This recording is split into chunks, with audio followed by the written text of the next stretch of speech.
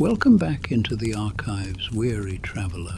Tonight we shall take a gentle dive into the dusty corners of history, where the stories are real, the facts are mostly accurate, and the pacing is slow enough to make your eyelids do the heavy lifting. We are hitching a ride with the world's very first wandering circuses, the glorious ancestors of glitter, chaos, and unpaid overtime. These were the dreamers who built miracles out of mud, rope, and sheer nerve.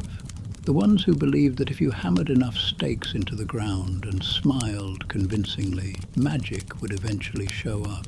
So, if you enjoy stories that are slow, strange, and just packed with historically accurate daily life depictions, you know, the type that make you sound smart at brunch, then you're in the right tent. Hit like, subscribe, and ring that nifty little bell, because nothing says adulting like falling asleep to 18th century acrobats doing unpaid cardio for your relaxation. Now get comfortable, exhale, and let's drift into these chronicles of the world's first wandering circuses. They wake up before dawn, and you wake up with them. Though wake might be too generous a word, it's more like drifting from one kind of exhaustion and into another. The air is damp, and the earth beneath you is uneven. The smell of the field clings to everything, the hay, the smoke, and something faintly animalistic.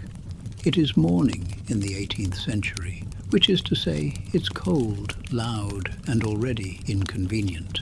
The wagons of the world's first wandering circuses sit huddled in a patch of the English countryside, their wheels sunk slightly into the mud from last night's rain. Each wagon wears a coat of peeling paint and a fading grandeur. Reds that used to scream but now whisper, golds dulled to polite resignation. The people inside these wagons, the performers, handlers, dreamers, and opportunists, begin to stir. A cough here, a creak there, the faint shuffle of someone discovering that the floorboards have betrayed them once more. The fire from the night before has died to ash, leaving behind only a smell of smoke and regret. Someone, probably the cook, though titles are flexible, strikes a flint, coaxing a small flame to life. The smoke curls upward, lazy and blue, until it finds its place in the pale dawn. The first pot of coffee begins to boil, if you can call it coffee. It's a kind of miracle fuel brewed from questionable beans and something that might be a chicory type of coffee. It tastes like burnt wood, and everyone drinks it with reckless abandon. They begin to emerge from the wagons. The acrobats stretch, their joints cracking like small applause. The animal handlers check their charges, horses stamping in their pens, dogs pacing restlessly, the lion yawning with an imperial disdain. The ringmaster is the last to appear, with his coat slung over one shoulder and his top hat in hand. He inspects the field with the solemn authority of a man who has chosen a life of chaos and insists on pretending otherwise. The tent lies sprawled across the grass like a sleeping giant, massive, wrinkled, and reluctant to rise. Ropes coil around it like tired serpents. Stakes gleam faintly with dew. They will raise it soon, but first, they must eat. Bread that could double as weaponry, porridge with the texture of thickening glue, and that second cup of coffee, the one that makes existence slightly less offensive.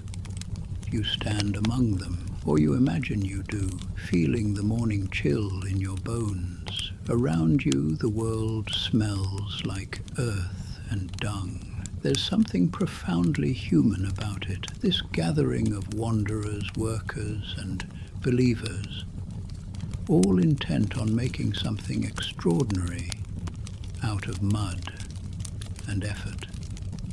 They begin to work. The hammering starts, slow, steady, and rhythmic. Stakes sink into soil, ropes tighten, poles rise. The tent begins to lift, reluctantly at first, then with a kind of grace. Canvas catches the light like a sail in motion. The colors, faded red and worn white, look almost noble against the blue morning sky.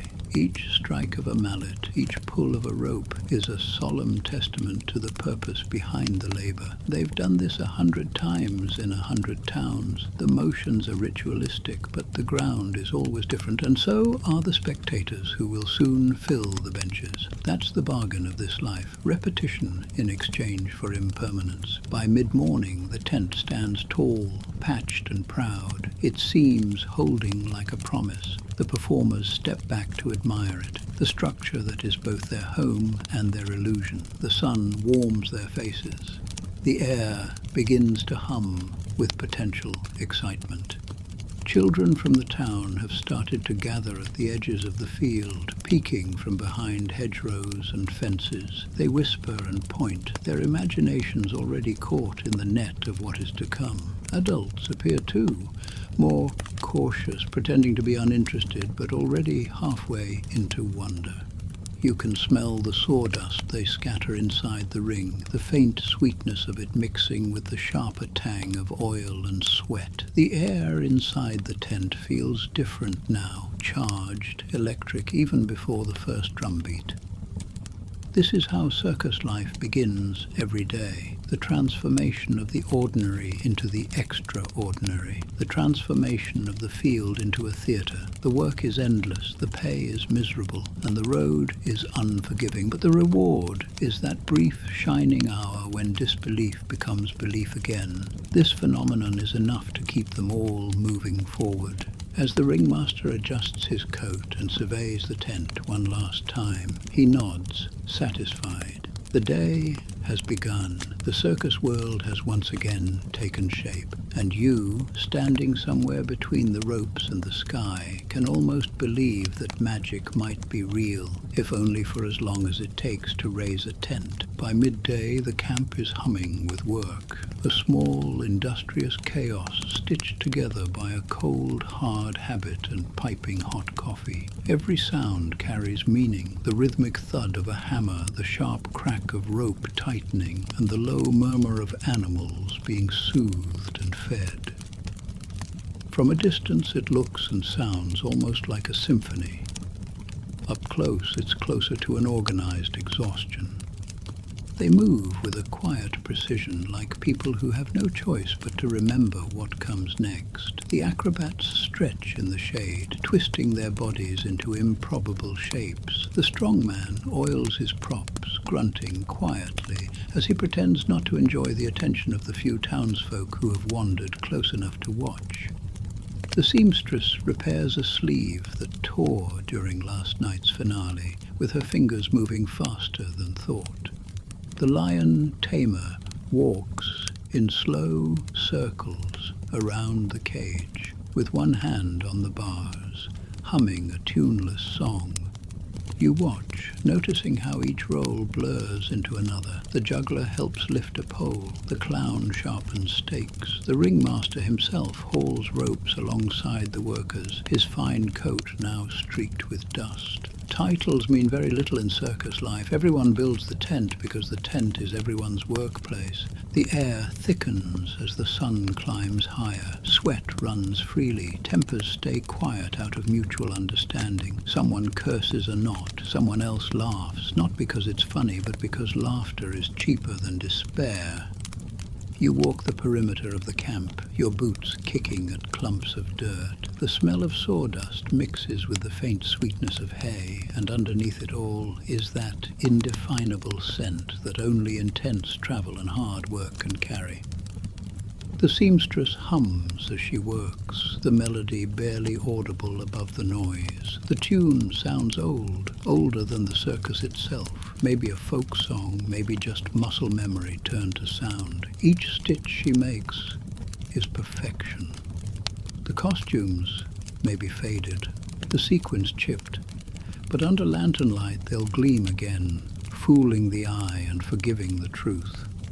The acrobats rehearse now. They climb ropes, leap, catch and land with movements so smooth you forget how much danger hides in them. They speak in gestures, their language one of balance and breath. Each slip of a hand, each twist of the body feels like a quiet argument with gravity. Nearby, the animals prepare. The horses snort, their hooves stamping small thunder into the ground. The lion licks his paws, half bored, half majestic. The dog's practice jumps through hoops smaller than common sense would allow. Handlers murmur softly, not simple, mere commands, but conversations built on trust and bribery. The sun burns overhead in relentless fashion. A breeze moves through the tent flaps, carrying dust and the faint clang of metal from somewhere beyond. Lunch arrives, a stew that's more rumor than recipe, thick with whatever survived the last market day. They eat quickly, sitting on crates, sharing ladles, and trading weary smiles. Afterward, there's a brief quiet, the kind that hovers between work and performance, a hush that feels like the inhale before song. Some nap, others polish tools, a few simply stare at the horizon where the next town waits, weeks or hours away, depending on luck and weather. The circus breathes, slow and steady. It's a living thing, a body built from moving parts, each one dependent on the others. When one fails, the whole organism takes a tumble. But for now, it all holds itself together. The ringmaster walks the field, hands clasped behind his back, scanning for imperfections that no one else would notice. The tent hums softly in the wind, with its fabric whispering secrets to the air. The light shifts from gold to amber, signaling that the hardest part of the day, the waiting, has begun. Because the circus doesn't just build itself, it must transform, and transformation takes time. You stand at the edge of the ring, watching them work. The sawdust glows under the low sun. The smell of oil lamps mixes with the fading scent of the stew. The world narrows to this one field, this one moment suspended between effort and expectation. And for the first time today, everything feels still. They rest for a while, though rest in circus life never really means stillness. Muscles twitch, ropes shift, the wind moves through hair and canvas alike. You close your eyes and hear it, the heartbeat of preparation, steady and certain. It sounds almost like applause, just waiting to happen. The afternoon slides softly into evening, that long exhale between labor and spectacle. The tent stands ready, its patched canvas glowing amber in the setting sun, its ropes taut, its poles humming faintly in the wind. Around it, the camp has gone quiet in that peculiar way of people saving their energy for transformation. They have built the skeleton of wonder once again, and now they must breathe life into it. Costumes are hung from wagon doors, instruments are tuned, and props are arranged with reverence for religious relics. The field that just hours ago was a construction site now reeks of anticipation, sawdust, and faintly singed coffee. You walk among them, and the world feels slow. Each performer moves through the motions of readiness, small gestures that only have meaning in circus life. The seamstress smooths the fabric of a cloak that will look regal under lantern light and tragic by morning. The juggler tests his rhythm with a few lazy tosses, his hands remembering more than his mind ever could. The acrobats stretch their arms skyward, fingers grazing the air like they're reacquainting themselves with flight. One of the circus musicians plays a few notes on a fiddle, tentative and lonely. The melody hovers, delicate as a feather. The strong man hums along, softly but out of tune. The ringmaster watches it all. His coat is brushed, his hat cleaned of dust, his boots shining despite the mud. To him, this is not performance but orchestration, a fragile symphony built from sweat, rope, and courage. Every sound, every motion, every flicker of light must align just enough to make the impossible seem effortless. The first visitors begin to appear on the road, their silhouettes faint against the fading light. Families mostly, children tugging at parents' sleeves, older folks pretending indifference while walking faster than usual. The circus never arrives quietly, and word always travels faster than the wagons. The ticket taker, who an hour ago was hauling crates, now stands proudly beside the flap, box in hand, wearing a hat that has survived at least 3 centuries' worth of disappointment. Coins clink inside. Promises are exchanged. 1 hour of astonishment in trade for a few shillings and the temporary suspension of disbelief. Inside, lanterns are lit. Their glow spreads upward, soft and uneven, turning the canvas into gold. The air grows heavy, sweet with heat and the faint musk of animals. The benches creak as people settle, their voices blending into a hum of expectation. You can feel it, the shift, the thinning of the world as the line between ordinary and extraordinary blurs. The tent becomes its own weather system, its own country, floating somewhere between dream and dust. Behind the curtain, the performers stand waiting. Some close their eyes, some pace. The clown adjusts his hat 3 times in the same way, as if the universe depends on it. The acrobats touch hands, a quick, silent pact. The ringmaster murmurs something to himself based on a rhythm, not words. A careful mantra is in motion. Then the drum rolls. It's not too loud. The sound spreads like thunder in miniature, pulsing through the tent, waking something ancient inside everyone who hears it. The lights brighten, the music swells. It's showtime, and they begin. The wandering circus, a creature built from effort and illusion, draws its first breath of the night.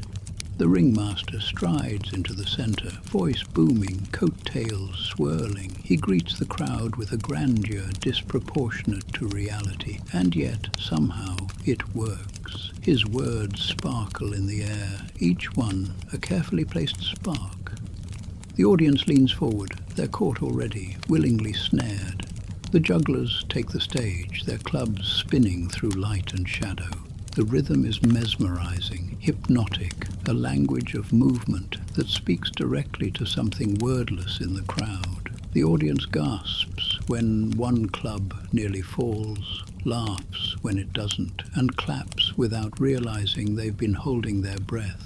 And you, standing somewhere near the ring's edge, invisible but present, feel the pulse of it all, the strange beauty of impermanence, the fragile perfection of practiced grace. This is the moment every day leads toward, the hour before applause, suspended in golden light, where everything feels both eternal and fleeting. The performance begins not with spectacle, but with stillness. The crowd holds its collective breath as the first note of music threads through the tent. The sound is fragile, a single violin humming like the edge of a dream. Then movement. The acrobats take the stage, their bodies carving arcs through the air. The light catches the shimmer of their costumes. Faded satin turns celestial in motion. They swing, they fall, they rise again. Their bodies seem to remember a time before gravity learned how to hold things down. Each leap defies logic just long enough to make the impossible seem casual. The audience gasps. You feel it too, that tightness in the chest, that momentary loss of balance as though your own body might forget how to stay grounded.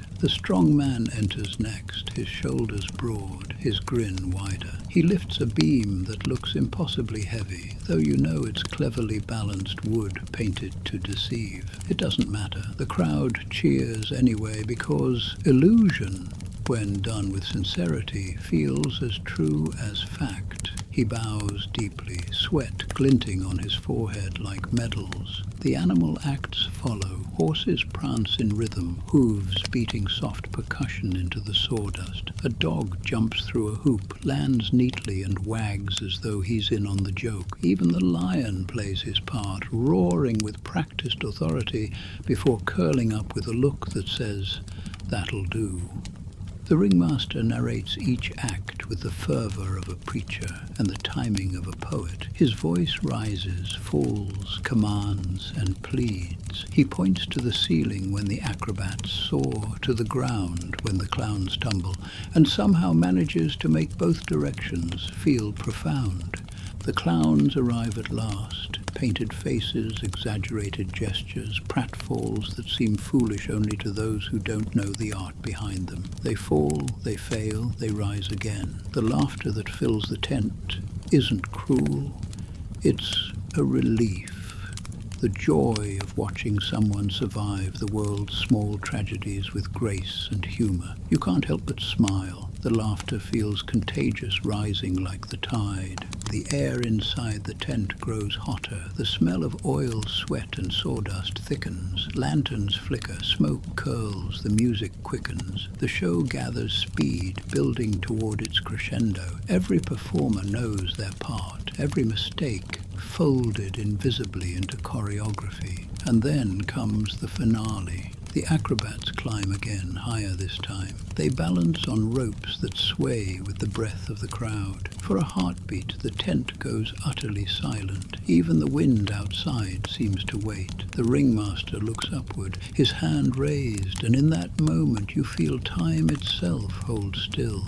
Then flight. Bodies arc through air, hands catch hands, and for an instant that stretches forever, they seem to hang suspended in the golden glow of lantern light. No one breathes, no one blinks. The world is held aloft by willpower and calloused palms. When they land, the applause erupts like a breaking dam. The noise fills the tent, rolls outward, echoes into the night beyond the canvas. The performers bow, deeply, gratefully, their chests heaving and faces glowing. The ringmaster tips his hat. The lion yawns, unimpressed, but regal. The show is over, but the air still hums, full of something you can't name. Joy, maybe, or the echo of something older, something that existed long before tents and wagons and roads. The lanterns flicker lower. The crowd begins to leave, murmuring, laughing, and so alive, but in a new way. And you, standing in the soft aftermath of it all, realize that this is what the first circuses gave the world. Not just entertainment, but evidence of amazing feats of wonder. Proof positive that wonder could be built from nothing but ropes, courage, and collective imagination. The applause fades the way daylight does. Slowly, reluctantly, as though unwilling to admit the show is over. The last few claps echo in the hollow ribs of the tent, and then the sound collapses into the soft shuffle of feet and murmured conversation. The audience spills into the night, lanterns bobbing like drifting fireflies on the dark road home. Inside, the performers stand motionless for a breath. Their hearts still race, their lungs burn, their bodies tremble from both exhaustion and adrenaline. It's a strange kind of stillness, like a quiet that follows thunder. You can almost hear the sweat cooling on their skin. Then movement begins again, smaller, slower, and more human. The acrobats climb down from their ropes, laughing softly, their laughter more sigh than sound. The strong man wipes his brow, revealing that the gleaming sheen of performance is now just honest fatigue. The clown removes his nose, carefully, reverently, as though setting down a mask older than himself. They start to dismantle the illusion. The music stops. The torches are snuffed one by one. The light dims to something gentler, easier on tired eyes. The ringmaster walks through the emptying tent, his boots sinking into sawdust that now smells faintly of oil and dust instead of magic. He nods once, a small private approval that says, "We did it again." You walk with them as they pack away the night. The tent begins to loosen its shape, sighing as ropes are untied. The performers move with the rhythm of routine, unhurried and uncomplaining. The audience never sees this part, the quiet disassembly of miracles. It's a craft of its own, a choreography of endings. The lion yawns and settles into his cage, tail flicking with what might be satisfaction. The horses are brushed, their manes combed, their legs checked for strain. The dogs curl up near the cook's fire, already dreaming of breakfast scraps. The smell of stew returns, garlic, onion, and something vaguely edible simmering in a dented pot. They eat around the fire, bowls balanced on knees, and spoons clinking softly. There's not much conversation. Every gesture, every sigh carries shared understanding. You can feel it too, the deep, grounded contentment that comes from a day's labour completed, no matter how absurd that labour may be. Beyond the circle of light, the countryside stretches silent and black. Crickets chirp lazily. A breeze drifts through, carrying the faint smell of hay and cooling metal. The canvas of the tent ripples gently, whispering against its ropes. The clown finishes eating first. He leans back on his hands, face half lit by the fire, and stares at the stars. Without makeup, he looks younger. Tired, yes, but softer. The acrobats stretch one last time, out of habit. The strongman hums a tune that no one recognizes, but everyone finds oddly comforting. The ringmaster checks the coin box, counting with methodical calm. He closes it, satisfied or resigned, the difference between those two feelings long since blurred. He sets his hat beside him, runs a hand through his hair, and stares at the fire, as though seeing the next town already flickering inside it. The stew disappears. The fire burns low. One by one they drift to their sleeping wagons, their beds no softer than their work. The field quiets, settling into its nocturnal rhythm. You stay for a moment longer, listening. The wind tugs at the ropes. The embers crackle. Somewhere an owl calls. The night smells of cooling smoke and effort. The circus sleeps, and for a few peaceful hours the world forgets that it runs on exhaustion. Morning returns uninvited, as it always does. It doesn't burst over the horizon. It creeps, pale and deliberate, prying at eyelids and cracks in the wagons. Dew clings to ropes and boots. The fire has gone cold. A rooster decides to contribute aggressively to the morning mood. The performers stir, groaning in chorus. The ground feels harder today, the air heavier, but there's no time to argue with either. The road calls again, as indifferent as ever. They pack the world away, piece by piece. The tent folds into itself, losing its grandeur with every tug of rope. Poles are stacked, stakes pried from the soil. Every sound, the metallic clang, the scrape of wood, the grunt of effort, feels both ancient and familiar. They could do this blindfolded by now.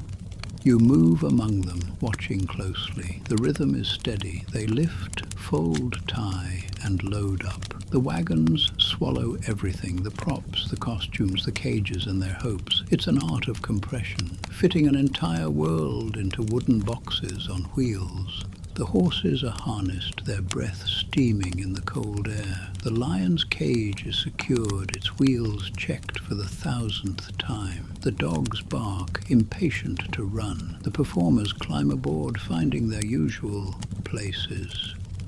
The cook sits with his pot clutched like a sacred relic. The seamstress threads a needle even as the wagon lurches forward, because mending, like breathing, never ends.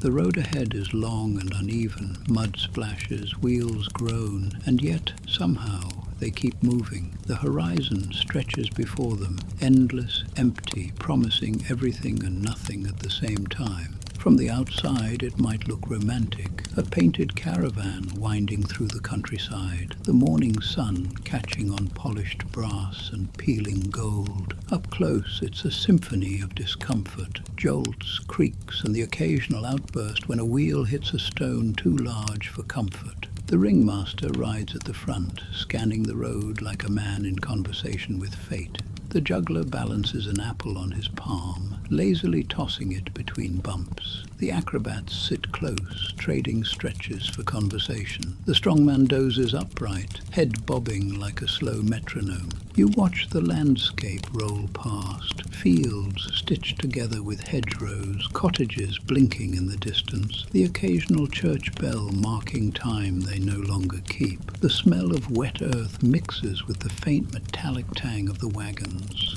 Somewhere in the middle of it all, someone begins to whistle. The tune drifts, weaving through the clatter like a thread holding the morning together. By noon, they stop beside a river. The horses drink deeply, their reflections rippling in the water. The performers stretch their legs, grateful and sore. The cook builds another small fire, boiling coffee so bitter it could wake the dead. They eat bread and cheese and call it lunch. The ringmaster studies the map. No GPS here, such is life. More suggestion than science. He points toward the next town, and no one argues. The road decides for them. They travel on. The sun climbs, then falls. The light turns honey-colored, the shadows long. They pass farmers returning from fields who pause to wave. Children run alongside the wagons for a few minutes, laughing before dropping behind.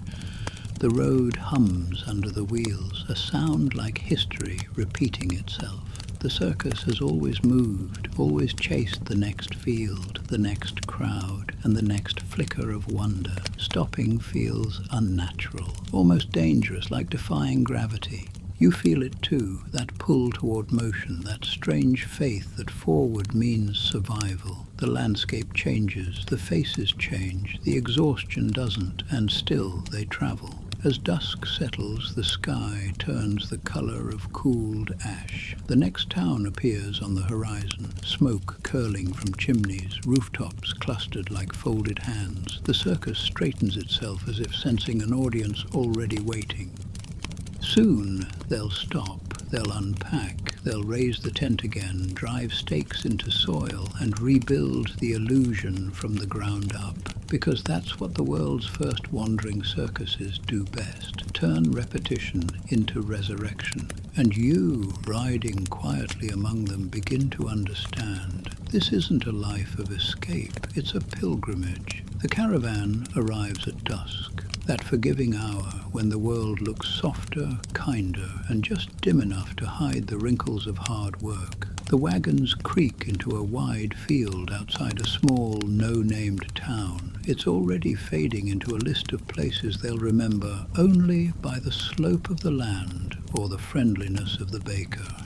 You ride with them in spirit, feeling that odd mixture of relief and anticipation that follows every long journey. The horses slow, the performers stretch, wincing at the stiffness of travel. The lion lets out a guttural sigh that rattles the bars of his cage. The cook jumps down first and starts a fire before anyone else can object. The smell of smoke curls upward into a pinkish sky, streaked with the last light of day. The field becomes a blueprint of organized chaos. The poles are unloaded and laid out like the ribs of a sleeping beast. The long and snake-like ropes are uncoiled. The tent canvas unfolds like a massive creature exhaling after being folded for too long. They all work in a quiet manner without saying a word. Each movement is automatic and known by heart. The hammering begins, rhythmic and relentless, echoing off the nearby hills. The ground yields grudgingly as stakes are driven deep. You can feel the vibration through your feet, a steady heartbeat of human stubbornness. The townspeople appear before the tent is even half raised. Children arrive first, with their bare feet, wild hair and wide eyes. They perch on fences or crouch behind bushes, whispering theories about what the circus might contain. Adults come next, supervising their children.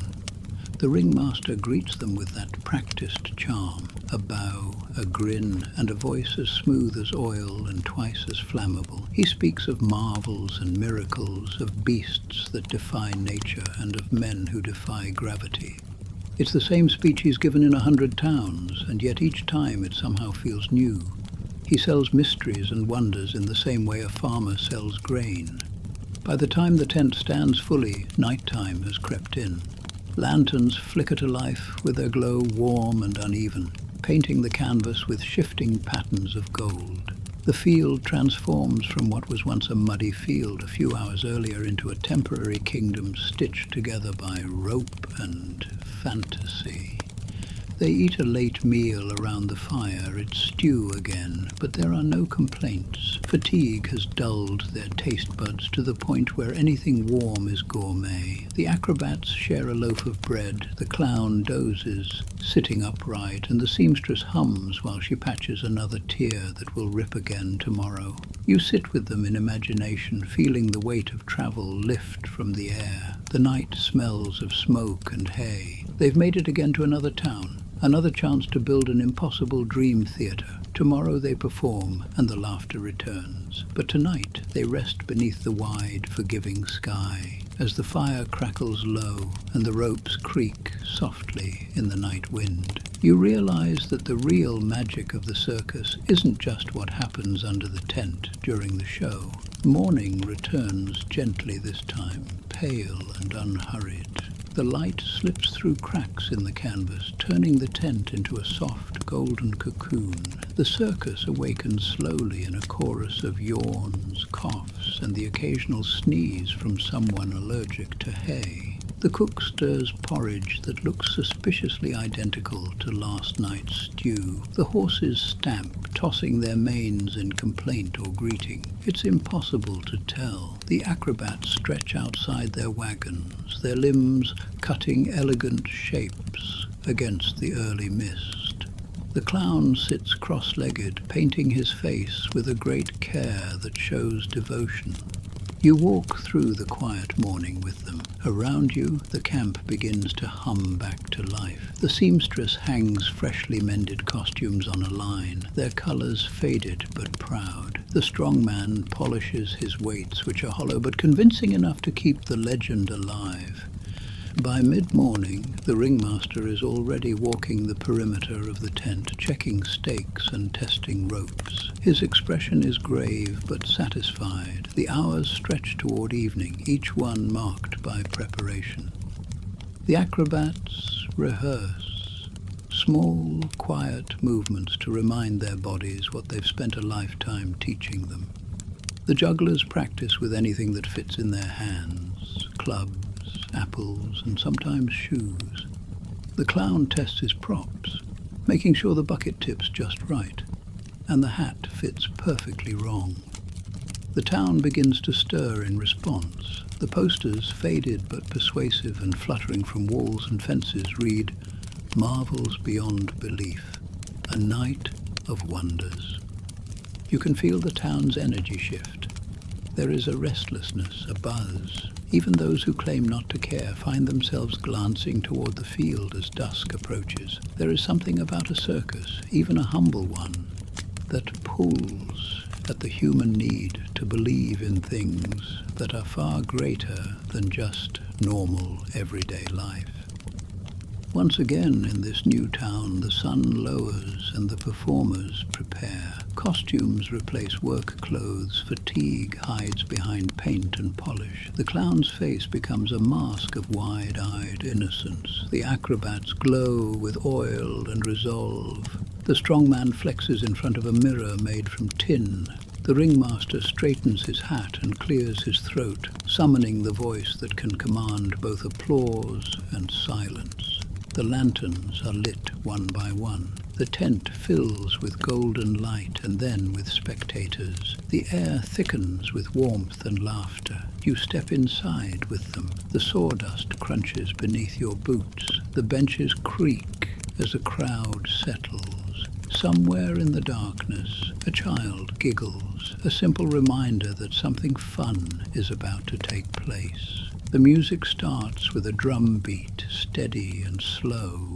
Then a fiddle joins in, high and reedy, filling the air like smoke.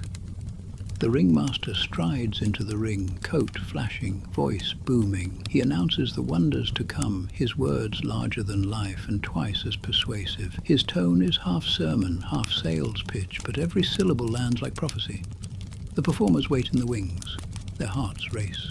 Their hands tremble. They know the routine. They've done this hundreds of times. But each audience is new. The show begins.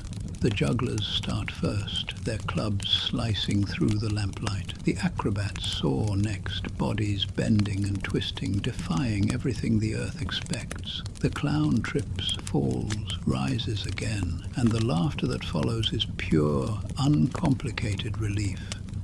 The animals join in, the horses prancing, the dogs leaping, the lion pacing just enough to make hearts quicken. The strong man lifts his weights with theatrical ease, veins bulging and his grin fixed. The music builds, the crowd roars, and for 1 hour reality loosens its grip. When the finale comes, acrobats suspended in mid-air, lights blazing and music thundering, the crowd stands. The applause hits like a wave that shakes the tent, rattles the ropes, and echoes into the night beyond. The performers bow, the ringmaster tips his hat, the illusion holds a moment longer and then dissolves. As the show ends and the lights dim, the audience leaves slower this time, unwilling to break the spell entirely. And the tent, breathing softly in the cool night air, becomes still once more. You stand in the silence after all of the hoopla. In that calm, you understand the truth these wandering circuses have always known.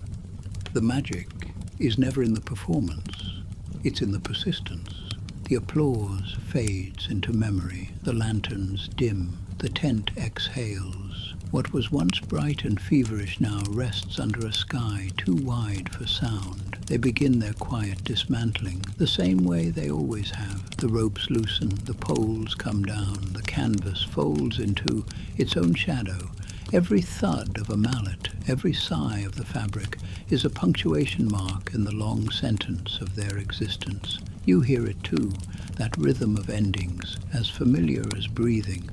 The performers move slower now. The clown removes his paint with a damp cloth, revealing a face that looks almost anonymous without color. The acrobats sit cross-legged, toes buried in sawdust, their muscles trembling in small, invisible protests. The strong man lifts nothing heavier than a mug of beer.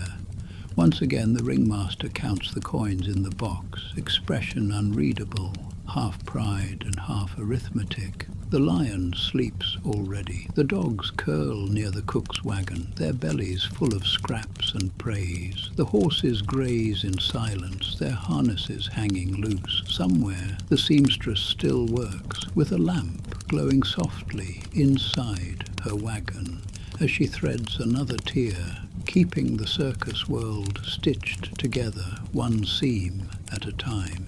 They eat late. It's stew again, of course, but this time with laughter, soft, tired laughter that drifts through the air like smoke. It isn't about humor, it's about release, about the strange relief of surviving another night suspended above the edge of disaster. You sit with them by the fire. The flames dance lazily, throwing shadows that stretch and bend along the wagons. Their faces glow, worn out but alive in that rare way only those who've risked something feel. The road, for once, seems mercifully distant. The ringmaster tells a story from years ago, a show that went wrong or right, depending on who you ask. The lion escaped, the strong man fainted, the acrobats landed in the crowd, and somehow the audience applauded harder than ever. They all laugh until someone chokes on their drink, and even that feels like tradition. Above them, the stars hang steady, silent spectators who've seen every circus since the beginning of time. Their light brushes the wagons, glints off the brass buckles, catches in the lion's mane. The night hums quietly, and in that hum you sense something tender, the understanding that these performers, these wanderers, are not chasing applause at all. They're chasing continuity. The show is simply how they remind the world and themselves that they still exist.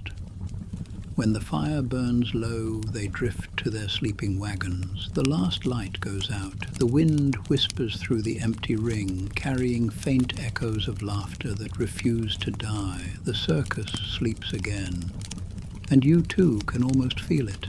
that exhaustion wrapped in peace, that strange comfort in impermanence. The night folds itself around the camp like a blanket once more. Morning arrives slowly, as though reluctant to disturb them. The sky is soft grey, the kind of light that doesn't belong to any particular hour. The wagons sit still, dew-coated and patient. The field bears the ghosts of the night before, hoofprints, scattered sawdust, and the faint ring where the tent once stood. One by one, they wake up. The cook stirs the fire. The smell of coffee and smoke rises again, marking the start of another day that looks suspiciously like the last. The acrobats stretch in silence. The strong man rolls his shoulders. The clown washes his face with a sigh that could mean just about anything. The tent is gone, but the ritual remains. They move through the motions of packing, the quiet, meditative undoing of yesterday's miracle. Every rope is coiled, every pole is stacked, and every wagon is loaded. The repetition isn't tedious anymore, it's sacred. This is how they speak to the world, not with words, but with motion. You walk among them as they work. The grass is wet underfoot, the air cool against your skin. You can hear the creak of wood, the snort of horses, the low murmur of voices. There's no rush, no panic, just the slow, patient rhythm of people who've made peace with the endlessness of their task. The wagons line up in their usual order. The ringmaster stands at the front, scanning the horizon. The seamstress closes her wagon window. The clown adjusts his hat. The acrobats climb aboard, their laughter faint but genuine.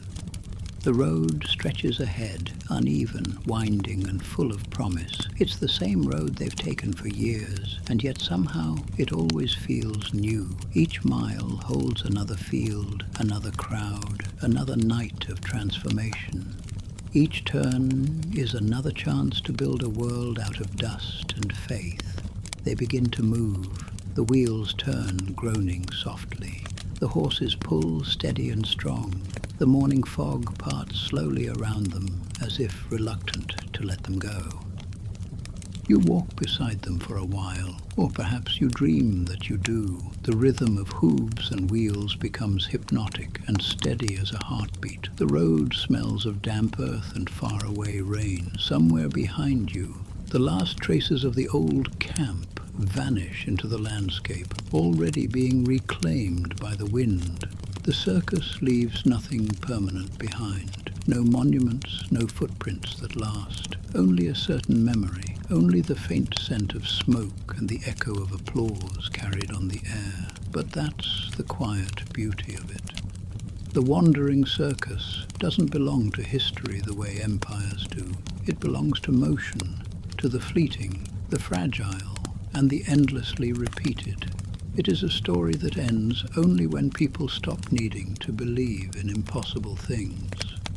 The sun climbs higher. The road curves, leading them toward another town whose name they'll learn tonight and forget by next week. The ringmaster hums an old tune under his breath. The clown dozes in the back, hat tilted over his eyes. The acrobats watch clouds drift like slow, lazy trapeze artists. The day stretches ahead with another chance, another beginning disguised as continuation. You walk with them, feeling the rhythm of the road settle into your bones. It's almost a lullaby. The creak of wheels, the sigh of canvas, and the steady breathing of the animals.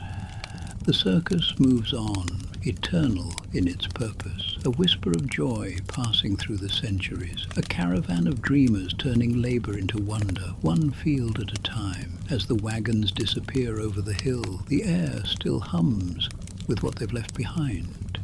That faint, unexplainable magic that clings to every place that's ever hosted a circus. As you exhale, the wind carries the scent of sawdust and nostalgia. And somewhere out there, in some other town, another circus, big top tent, begins to rise. And that dear traveller, was a full day and a half in the life of one of the world's first wandering circuses, a travelling masterpiece of dust, ambition, and questionable decision-making. They came, they juggled and almost died for applause, and then they packed it all up and did it again the next day, which honestly might make them history's most relatable freelancers. If you enjoyed this sleepy spiral through ropes, lions, and the timeless art of pretending to have a business plan, give this video a thumbs up, subscribe, and ring the bell, because somewhere in the archives another dusty tent of history is waiting to lull you into learning as you fall asleep in fine fashion. Until next time, sleep well, dream softly, and remember, whenever life feels chaotic, just remind yourself that you were once part of a traveling circus. Join us again soon as something fresh and new arises from the archives. Good night, traveler.